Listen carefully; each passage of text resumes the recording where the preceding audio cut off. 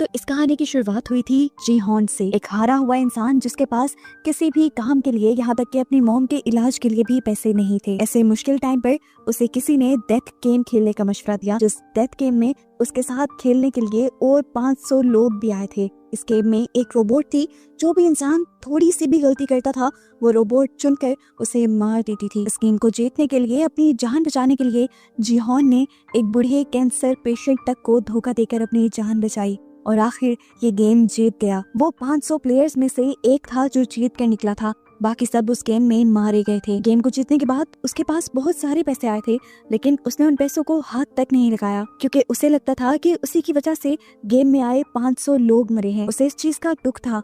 जीहॉन को एक घिनौनी सच्चाई पता चली कि अमीर लोग सिर्फ अपनी एंटरटेनमेंट के लिए ऐसे लोगों की जान ले लेते थे, ऐसी गेम्स खिलाते थे और उनसे मजा लेते थे। उसने ठान लिया कि वो इस गेम को बंद करवा कर रहेगा। इसके बाद हम मिले जुनहो से, एक पुलिस ऑफिसर जिसका भाई भाग चुका था। अपने भाई को ढूंढते हुए जुनहो को अपने भाई के रूम से स्क्विड गेम का ही कार्ड मिला था। इस गेम में होने वाले जुल्म का पता चला कि कैसे गेम में हारने वाले लोगों को बेदर्दी से मार दिया जाता है और जो पहली गोली मारने पर जिंदा बच जाता है उसके ऑर्गन्स निकाल कर बेच दिए जाते हैं। जुनहो पकड़ा भी गया, वो भी फ्रंटमैन के हाथों, जो ये स्क्विड गेम चला रहा है। और यहाँ जुनहो के साथ साथ ऑडियंस को ये देखकर बहुत ज्यादा हैरानी हुई कि फ्रंटमैन और कोई नहीं बल्कि जुनहो का भाई था, जिसे ढूंढने के लिए वो इस आइलैंड पे सीजन 2 में जीहॉन, जो कि स्क्विड गेम का विनर था, दोबारा उसे दिखाया गया। वो समझ गया कि ये लोग इस घिनौने खेल को दोबारा से खेलने वाले हैं, जिसमें लोग मारे जाएंगे, और ऐसा वो अब होने देना नहीं चाहता। इसीलिए वो अपना सारा पैसा और पावर अब उन लोगों को रोकने में लगाने का फैसला करता है और वो अपने लोगों को, यानी प्लेयर्स को, गेम के लोगों से लड़ने के लिए बुलाता है। प्लान के मुताबिक ये लोग आपस में लड़ाई करने का ड्रामा करते हैं और जब गार्ड्स इन्हें रोकने के लिए आते हैं तो वो उन्हीं पर हमला करके उन्हें मारकर उनकी गन्स छीन लेते हैं। जिसके बाद अब इनके पास भी जंग लड़ने के लिए बहुत सारे वेपन्स आ गए थे, जिन्हें लेते हुए ये लोग ऊपर इस गेम के लोगों से लड़ने के लिए निकल गए और यहाँ पर एक पूरा जंग का माहौल बन गया। प्लेयर्स और गेम्स के गार्ड्स के दरमियान में यहाँ धुआंधार फायरिंग और लड़ाई शुरू हो गई। इसी लड़ाई में जीहॉन और उसका दोस्त आखिर कंट्रोल रूम तक पहुंच ही गए, क्योंकि वहां जाकर उन्होंने गेम की अथॉरिटीज को, यानी उन लोगों को मारना था जो इस गेम को चला रहे थे, लेकिन कंट्रोल रूम के अंदर जाने का अभी इन्हें रास्ता नहीं मिला। अब इनकी गन्स की गोलियां भी खत्म हो गई। फ्रंटमैन भी उसी गेम का घुसपैठिया इन लोगों को बेवकूफ बनाकर लड़ाई हरवाने में लगा रहा और फिर आखिर में खुद ही फ्रंटमैन का हुलिया लेकर जीहॉन के सामने आया और उसके दोस्त को उसने जीहॉन की आंखों के सामने मार दिया। जीहॉन को अब सच में अपनी हार महसूस हो रही थी और इसी हार के साथ सीजन 2 की एंडिंग हुई थी। सीजन 3 की शुरुआत इसी लड़ाई से होती है और पता चलता है कि प्लेयर्स इन्हीं गेम के लोगों को अब सरेंडर कर चुके हैं। इस लड़ाई के बाद सिर्फ 60 प्लेयर्स जिंदा बचे हैं और इसी लड़ाई में बहुत सारे गार्ड्स का भी नुकसान हुआ है, वो भी मारे गए हैं। इस लड़ाई के बाद जीहॉन को हथकड़ी से बांधकर बिठा दिया जाता है और उसे गेम के अलावा किसी भी एक्टिविटी के अंदर शामिल होने की इजाजत अब नहीं है। यहाँ के सभी लोग उसके सामने अपने हार का दुख मनाते हैं और इन सबको बताते हैं कि ली की वजह से ये लोग जंग हारे हैं। ली ही नीचे से गन्स लेने आया था और डर की वजह से वो ऊपर जा ही नहीं सका। ऐसे इन लोगों के पास वेपन्स खत्म हो गए और ये लोग जंग हार गए। यहाँ पर वो तांत्रिक भी आके जीहॉन को बहुत ज्यादा चिढ़ाती है और कहती है, कहा था ना मैंने कि इससे कुछ नहीं होगा। गुस्से में आकर जीहॉन उसका गला पकड़ लेता है और दुबाने लग जाता है। सारे लोग मिलकर तांत्रिक को तो बचा लेते हैं, लेकिन जीहॉन का गुस्सा बहुत ज्यादा था। उसने पूरी रात ली को घूरते हुए गुजार दी और उसकी आंखों से अब तो ली भी डरने लगा था। खैर, अब वोटिंग दोबारा हुई तो पता चला कि ज्यादा लोग अभी भी इस गेम को कंटिन्यू रखना चाहते थे। ये देखकर जीहॉन और भी ज्यादा दुखी हो गया। खैर, अब गेम तो नहीं खेलनी ही थी। ये लोग सुबह होते ही गेम खेलने के लिए जैसे ही गेम रूम की तरफ बढ़ते हैं तो कॉरिडोर से होते हुए इन्हें उन सभी लोगों की लाशें नजर आती हैं, फांसी से लटकी हुई, जो कल वाली जंग में मारे गए थे। और ये नजारा सबको डराने के लिए काफी था। खैर, गेम रूम के अंदर जाकर गेम के रूल बताए गए। यहाँ पर एक बहुत बड़ी सी बॉल रखी हुई थी, जिसके अंदर 2 कलर्स की बॉल थी, एक रेड और एक ब्लू। हर इंसान को एक बॉल पिक करनी थी। जिस कलर की बॉल उसके पास आती वो उस टीम का हिस्सा बन जाता, यानी रेड बॉल्स वाले रेड टीम और ब्लू बॉल्स वाले ब्लू टीम। दूसरी तरफ हमें नियोल को दिखाया गया, वही गार्ड जो पिछले सीजन में लोगों को जानबूझकर मार दिया करती थी ताकि उनके ऑर्गन्स स्मगल ना कर सके गेम वाले। आज उसने एक आदमी को नहीं मारा था। इस आदमी को मुर्दा समझकर फिलहाल तो गार्ड्स ने उठा लिया और जब उसके ऑर्गन्स निकालने के लिए उसे ऑर्गन रूम में ले जाया गया तो वहाँ पर नियोल आ गई। नियोल ने यहाँ गार्ड्स को शूट कर दिया और डॉक्टर को इस आदमी का इलाज करने को कहा और धमकी भी दी कि अगर तुमने ऐसा ना किया तो मैं तुम्हें भी मार दूंगी। है, अब गेम के लिए 2 टीम्स तो बन ही चुकी थी। पता चला कि ये हाइड एंड सीक जैसे एक गेम है। गेम गार्ड्स बताते हैं कि इस टाइम टीम ब्लू को छुपना होगा और टीम रेड के लोगों को टीम ब्लू के लोगों को पकड़कर मारना होगा। हर रेड टीम के इंसान के लिए एक ब्लू टीम के इंसान को मारना जरूरी है, नहीं तो गेम के एंड पर जिस रेड इंसान ने किसी ब्लू को नहीं मारा होगा उसे ही मार दिया जाएगा। टीम रेड के सारे ही लोगों को नाइफ्स दिए गए थे मारने के लिए, जबकि टीम ब्लू को यहाँ पर कीज दी गई थी। ये कीज उन दरवाजों की थी जो अंदर बने हुए थे और इनके जरिए ये लोग छुपकर अपनी जान बचा सकते थे। इसी वजह से इस गेम का नाम कीज एंड नाइफ्स था। हमें दिखाया गया कि जिहोन के पास इस टाइम चाकू था क्योंकि वो रेड टीम में था, जबकि ली जिसके ऊपर उसे सबसे ज्यादा गुस्सा था वो ब्लू टीम में था और उसे वो मार भी सकता था, इसीलिए ली बहुत ज्यादा डर चुका था। अब फाइनली हमें जुनहू का भी एक सीन दिखाया गया। जुनहू जो अभी तक स्क्विड गेम वाले आइलैंड को ढूंढ रहा है, उसकी नाकामी की सबसे बड़ी वजह उसका एक पार्टनर भी है जो कि उसे गलत गाइड कर रहा है, क्योंकि ये पार्टनर उसी के भाई इन्हो का जो कि फ्रंटमैन भी है उसका भेजा हुआ आदमी है। फ्रंटमैन ने यानी उन्होंने अपने भाई जुनहो की हिफाजत के लिए और इस आइलैंड को छुपाने के लिए ही एक स्पेशल प्लानिंग के तहत उस आदमी को जुनहो के साथ लगाया था। खैर दोबारा हमें गेम के सीन दिखाया गया। गेम में सभी ब्लू टीम के लोग शोर मचा रहे थे क्योंकि उनके मरने के और हारने के चांसेस ज्यादा थे। इसीलिए टीम गार्ड्स उन्हें कहते हैं कि अगर आप चाहो तो किसी भी रेड टीम वाले से अपने आप को एक्सचेंज कर सकते हो। बहुत से लोगों ने ऐसा करने की कोशिश तो की लेकिन वो नाकाम रहे। अब गेम गार्ड्स ने सभी ब्लू टीम को पहले गेम अरीना के अंदर जाने को कहा ताकि उनको छुपने का मौका मिल जाए। ये अरीना बिल्कुल किसी भूल भुलैया जैसा था जिसके अंदर बहुत सारे कमरे थे और उनके दरवाजे लॉक थे। इन लोगों को किस दरवाजे की चाबी दी गई थी, इन लोगों को वो दरवाजा ढूंढकर उस कमरे में छुपना था। यहाँ पर हमें दिखाया गया कि डैनी जो कि प्रेग्नेंट थी उसकी मदद अभी भी कैट और यांग कर रहे थे। बाहर अब दिखाया गया कि सभी रेड टीम अंदर जाने के लिए तैयार थी और जिहोन के सर पे सिर्फ ली को ही मारने का भूत सवार था। ली भी ये बात जानता था, इसलिए वो अपनी जान बचाने के लिए ज्यादा जल्दी छुपने की कोशिश कर रहा था। रेड टीम के कुछ लोग ऐसे भी थे जिनके अंदर किसी को मारने की बिल्कुल भी हिम्मत नहीं थी, तो ऐसे में उन्होंने ड्रग्स ले लिए और फिर अपने शिकार को यानी ब्लू टीम के लोगों को ढूंढने लगे। जिहोन तो इस टाइम ली को ही ढूंढ रहा था, जबकि दूसरी तरफ दिखाया गया कि ब्लू टीम के लोग किसी तरह दरवाजों को खोलने की कोशिश कर रहे थे। ऐसे में ये लोग नोटिस करते हैं कि दरवाजों के लॉक पर खास किस्म की शेप्स बनी हैं और ऐसी ही शेप्स उनकी चाबियों पर भी बनी हैं, यानी ये लोग ट्रायंगल वाली चाबी से ट्रायंगल वाला ही दरवाजा खोल सकते थे। इधर हमने कैट, योंग और डैनी को देखा जिनके पास तीनों तरह की कीज थी और ये लोग ये देखकर खुश हो गए क्योंकि अब वो कोई भी दरवाजा खोल सकते थे और अपनी जान बचा सकते थे। यहाँ तक कि ये लोग वो स्पेशल डोर भी खोल सकते थे जो तीनों चाबियों से ही खुलना था और वहाँ से डायरेक्ट अपनी जान बचा सकते थे और इस तरह डैनी को ज्यादा मेहनत भी ना करनी पड़ती। ये दोनों भी अब भरोसा करके अपनी चाबियां कैट को दे देते हैं ताकि वो जल्दी से स्पेशल डोर ढूंढ कर आ सके। अब ये तीनों यहाँ से भाग ही रहे होते हैं कि एकदम से डैनी का पाँव स्लिप हो जाता है और उसके पेट पर चोट लग जाती है। इतने में ही यहाँ पर रेड टीम का एक मेंबर आ जाता है जो इन तीनों में से एक को मारने की धमकी देता है। यहाँ पर कैट उससे लड़कर उसी को मार देती है और फिर डैनी को सहारा देते हुए आगे बढ़ती है। यहाँ पर अब 2 लड़के ऐसे भी थे जो अपना टारगेट कंप्लीट कर चुके थे, लेकिन फिर इन दोनों ने फैसला किया कि ये लोग और भी लोगों को मारेंगे ताकि गेम में लोग और भी ज्यादा कम हो जाएं और पैसों का ज्यादा हिस्सा उन्हें मिल सके। यहाँ दिखाया गया कि फाइनली जिहोन को ली नजर आ गया था। वो उसके पीछे भागा जल्दी से उसे मारने के लिए, लेकिन पता चला कि ये ली जैसा दिखने वाला कोई और लड़का था। ली बार बार उससे बच रहा था। ली अब भाग ही रहा था अपने आप को दोबारा जिहोन से बचाते हुए कि उसे किसी दूसरे रेड टीम वाले ने पकड़ लिया और उसकी टांग पे अपना चाकू स्टैब कर दिया। लेकिन इससे पहले कि वो उसे मार देता, ली अपने पाँव से उस आदमी को धक्का देकर यहाँ से जाने लग जाता है। इधर हम डैनी को देखते हैं, उसका डिलीवरी का टाइम भी आ गया था और ये लोग अब इसी रूम में उसकी डिलीवरी करने लग जाते हैं। दिखाया गया कि डैनी ने एक बेबी गर्ल को जन्म दिया था जिससे वो दोनों बहुत ज्यादा खुश हुए और यहाँ पर योंग ने अपने बालों में छुपाए हुए चाकू की मदद से डैनी की कॉर्ड को भी काट दिया। अब दूसरी तरफ फ्रंटमैन को उसके आदमी की कॉल आती है कि जुनहू यानी उनका भाई अभी भी स्क्विड गेम वाले आइलैंड को ढूंढने में लगा हुआ है, वो अपने इरादे से पीछे नहीं हट रहा। तो फ्रंटमैन उससे कहता है चाहे जो कुछ भी हो जाए तुमने उन्हें इस आइलैंड तक पहुंचने नहीं देना और अगर वो लोग यहाँ तक पहुंचने में किसी तरह कामयाब हो भी गए तो तुम सबको मार देना। दूसरी तरफ दिखाया जाता है कि नियोल ने जिस आदमी को बचाने की कोशिश की थी उस आदमी को भी होश आ गया था। नियोल उससे अपनी आइडेंटिटी छुपाना चाहती थी, इसलिए उसने अपना मास्क पहन लिया, लेकिन उसके होश में आते ही नियोल ने यहाँ पर डॉक्टर को मार दिया ताकि ये आदमी डॉक्टर का भेस ले सके। ये आदमी असल में उस बच्ची का डैड था जो बच्ची नियोल की दोस्त थी और उस बच्ची को ब्लड कैंसर था और उसी के इलाज के पैसे जमा करने के लिए ये आदमी यहाँ आया था। खैर सीन्स दोबारा गेम की तरफ शिफ्ट होते हैं जहाँ हमें दिखाया जाता है कि जुनहू बहुत ही ज्यादा गुस्से में था।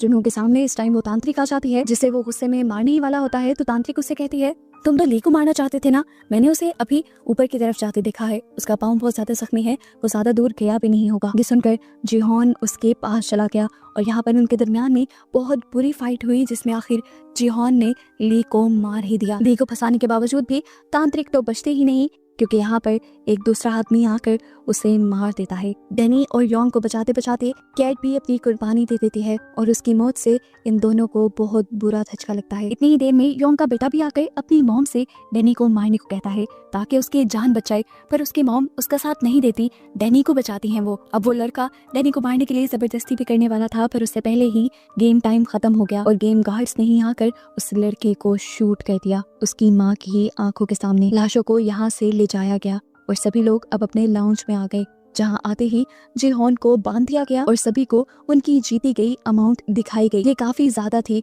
हर एक के हिस्से में अच्छी खासी अमाउंट आ रही थी। योंग सभी की मिन्नतें करने लग जाती है कि गेम को बंद करने के लिए वोट करो, अब लालच ना करो, सबकी जान बच जाएगी, अपने लिए नहीं तो कम से कम डैनी और उस छोटी बच्ची पर ही रहम करो जो पैदा होते ही इस गेम का हिस्सा बन गई है। लेकिन कोई उसकी बात नहीं सुनता। काफी ज्यादा लोग गेम को कंटिन्यू रखने का वोट करते हैं और इस फैसले से योंग पूरी तरह टूट जाती है।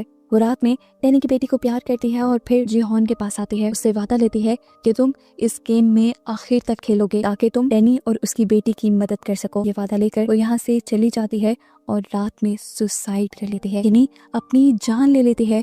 और उसकी ये हरकत सभी प्लेयर्स को एक बहुत ही बुरा धचका देती है।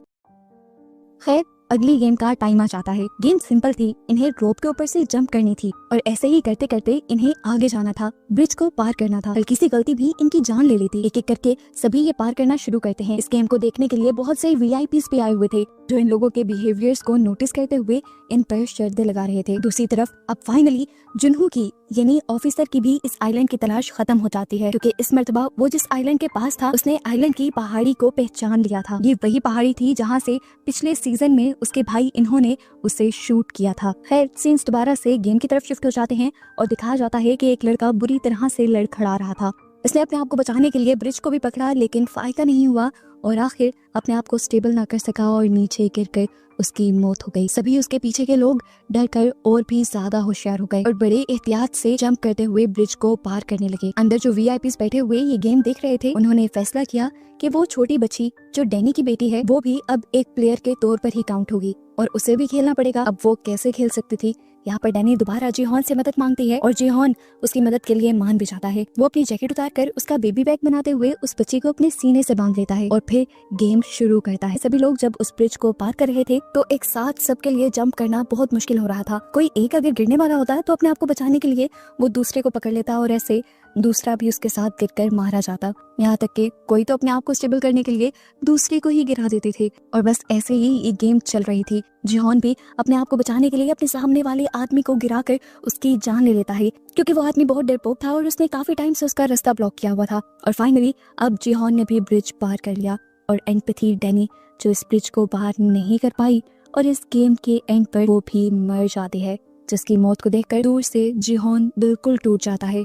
यहाँ पर वीआईपीस फैसला करते हैं कि अब बेबी जिहोन के साथ ही खेलेगी। उधर नियोल जो आइलैंड से भागने की तैयारी में थी उसे मास्क पहने ऑफिसर नोटिस कर लेते हैं और उन्हें रोकने के लिए उनके ऊपर गार्ड से हमला करवा देते हैं। जबकि अब गेम के बाद सभी बचे हुए प्लेयर्स दोबारा लॉन्च में आ जाते हैं। यहाँ जब प्लेयर्स को पता चलता है कि डैनी के मरने के बाद भी उसके हिस्से के पैसे उसके बेटी के पास जाएंगे और इन प्लेयर्स को नहीं दिए जाएंगे तो सभी बहुत ज्यादा गुस्से में आ जाते हैं। यहाँ तक कि वो तो इस बेचारी मासूम बच्ची को मारने तक का प्लान कर लेते हैं, लेकिन गार्ड्स की वजह से इस बच्ची की जान बच जाती है। लेकिन इस बच्ची का जिंदा रहना इन प्लेयर्स के लिए अच्छा था ही नहीं, इसलिए उन्होंने फैसला किया कि जिहोन के साथ साथ वो इस बच्ची को भी अगली गेम से पहले ही मार देंगे। अब जाहिर सी बात है गेम के लोगों को यानी फ्रंटमैन को जो कि इनके ऊपर नजर रख रहा था उसको इस सारी बात की खबर हो जाती है और फाइनल राउंड से पहले अब फ्रंटमैन जिहोन को अपने ऑफिस में मिलने के लिए बुलाता है और जिहोन ये देखकर शॉक रह जाता है कि फ्रंटमैन कोई और नहीं बल्कि इन्हो है, जिसे वो गेम के स्टार्ट से अपना दोस्त समझ रहा था और उससे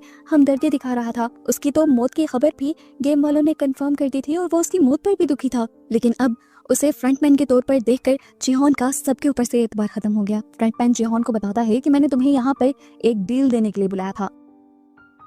वो उसे बताता है कि सभी प्लेयर्स तुम्हें और उस बेचारी बच्ची को मारने की प्लानिंग में हैं, इसीलिए मैं तुम्हें एक ऑफर देता हूँ। तुम गेम के फाइनल राउंड से पहले सभी को मार दो और मैं ये सारा इनाम का पैसा और ये बच्ची तुम्हें दे दूंगा। सीन कट होकर अब हमें जुनहो को दिखाया जाता है, जो बेसब्री से इस आइलैंड को ढूंढ रहा था, लेकिन उसे समझ नहीं आ रही थी कि क्यों अभी तक उसकी तलाश खत्म नहीं हुई।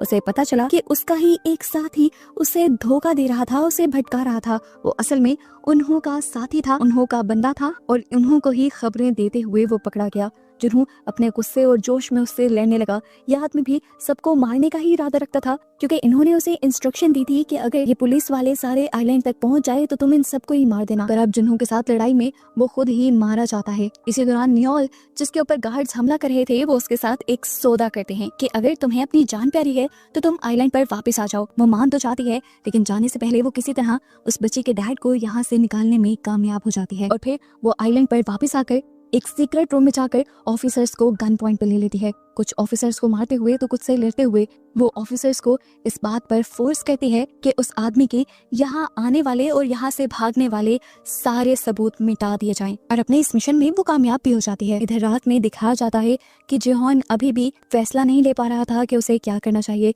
क्या सच में उसे सभी प्लेयर्स को मार देना चाहिए? इसी कश्मकश में वो हाथ में चाकू लिए सबके बेड्स के पास भी जाता है, लेकिन किसी को भी मारने से पहले उसका ज़मीर उसे बताता है कि वो कोई किलर नहीं है और ऐसे वो सबको मारने का डिसीजन अपना रोक देता है। इन्हों, जो बहुत ही फोकस से इस टाइम जिहोन को नोटिस कर रहा था, उसे उसका पास्ट याद आया जब 2015 की गेम में उसको भी यही ऑफर मिली थी और उसने भी इस ऑफर को एक्सेप्ट करते हुए सबको मार दिया था। लेकिन जिहोन को देखते हुए उसे पता चला कि सारे लोग उसके जैसे लालची नहीं होते हैं। अब अगला दिन आ जाता है और एक और गेम शुरू हो जाती है। ये गेम पहली गेम से बहुत ज्यादा अजीब थी। यहाँ पर 3 शिप्स के टावर बने हुए थे, जिनके ऊपर चढ़कर इन्हें अपने ही साथियों को धोखा देना था अपनी जान बचाने के लिए।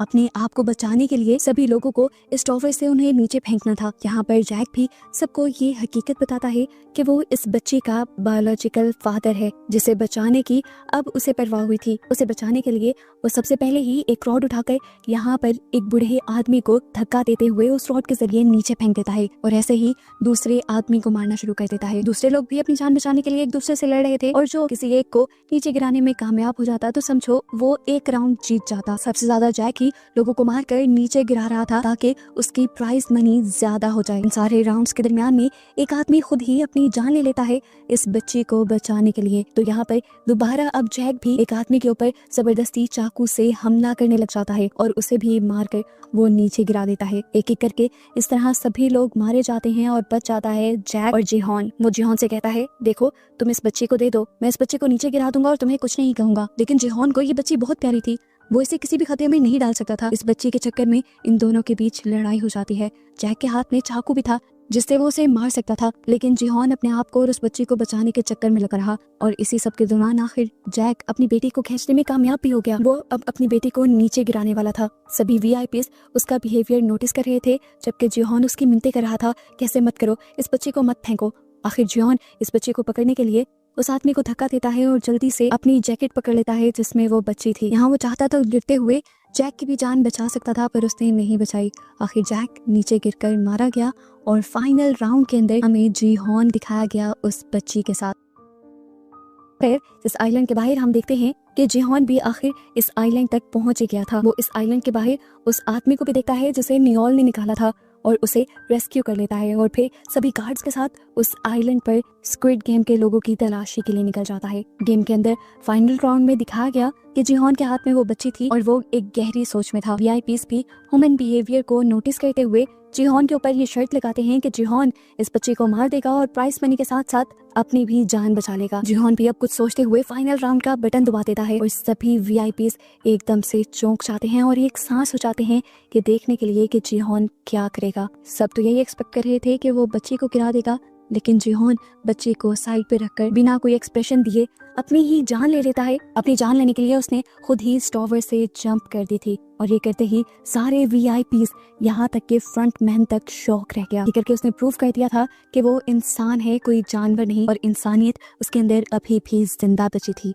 वीआईपीज ने तो सोचा भी नहीं था कि गेम इस तरह पलट जाएगी। फ्रंटमैन भी जीहॉन की मौत से बहुत ज्यादा डिस्टर्ब हो गया। जीहॉन 2 गेम्स का विनर था आखिर, उसके पास बहुत सारा पैसा था, वो ऐश की जिंदगी जी सकता था, पर उसने फिर भी अपने अंदर की इंसानियत को चुना और अपनी ही जान ले ली एक छोटी बच्ची को बचाने के लिए। अब फ्रंटमैन खुद से सवाल करता है कि उसकी इंसानियत कहाँ चली गई थी। उसने तो एक ही गेम जीती थी। अब वो जहाँ पे था वहां से निकलकर गेम की जगह पर आ गया और उसने उस छोटी बच्ची को गोद में उठा लिया, जिसे वो गौर से देखकर अभी भी जीहॉन के बारे में ही सोच रहा था। और इसी दौरान यहाँ पर एंट्री हो गई जुनहो की, जिसने आखिर अपने भाई को ढूंढ लिया था। वो पीछे से अपने भाई के ऊपर गन पॉइंट कर देता है। उसे नहीं पता था कि उसके भाई के हाथ में कोई बच्ची भी है। वो उसे क्रिमिनल होने की वजह से मारना चाहता था, पर मार नहीं पाया, क्योंकि आखिर इन्हो यानी फ्रंटमैन उसका भाई था। रोते हुए वो बस जोर से यही चलाकर बोल पाया कि आखिर क्यों किया तुमने ये सब। इन्हो, जिसको अब पता चल गया था कि यहाँ पर पुलिस आ चुकी है, तो वो फौरन ही सारे सबूत मिटाने के लिए इस जगह को एक्सप्लोर करने का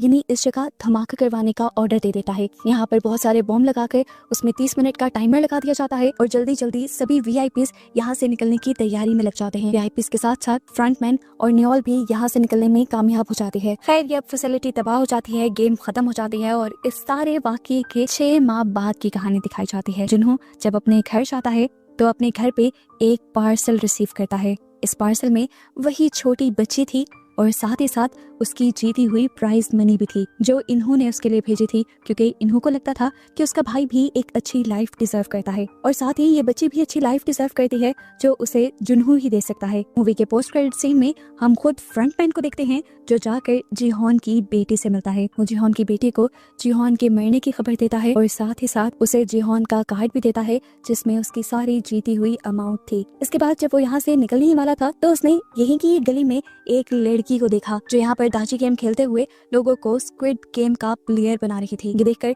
इन्हों समझ गया कि बेशक वो फैसिलिटी खत्म हो गई थी, लेकिन स्क्विड गेम खत्म नहीं हुई। अब ये पूरी दुनिया में चलेगी और खेली जाएगी इस मर्तबा यूएस में, जिसका साफ मतलब है कि स्क्विड गेम का नेक्स्ट पार्ट भी आएगा। और इसी के साथ ये सीजन यहीं पर खत्म हो जाता है।